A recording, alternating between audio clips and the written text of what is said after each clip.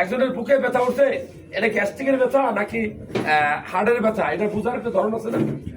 একদম সহজ করে বলি, যদি হার্টের ব্যথা হয় তাহলে ব্যথাটা বুকের মাঝখানে উঠবে, অথবা ব্যথা যখন হবে প্রচন্ড শ্বাসকষ্ট বা দম নিতে কষ্ট হবে, মনে হবে আপনার বুকে 50 মণ ওজনের বোঝা সাফাই দেওয়া আছে, পাশের কোনো মানুষকে আপনি ডাকার মতো শক্তি সাহস পাবেন না।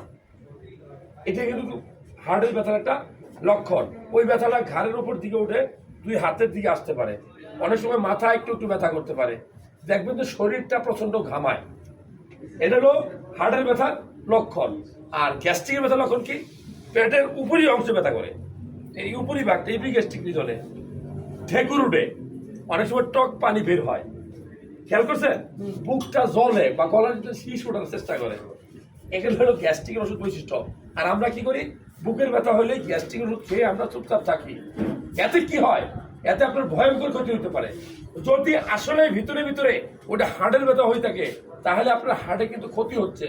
যতক্ষণ আপনি ডাক্তারের কাছে যাবেন ততক্ষণ আপনার অনেক ক্ষতি হয়ে যেতে পারে। এই জন্য বুকের ব্যথা উঠলেই শুধু গ্যাস্ট্রিকের ওষুধ খেয়ে আমরা ক্ষান্ত হবো এরকম না, একজন ডাক্তার দেখাবো, একটা ইসিজি করাবো, এরপর মোটামুটি এনশিওর হয়ে আমরা বাসায় থাকবো।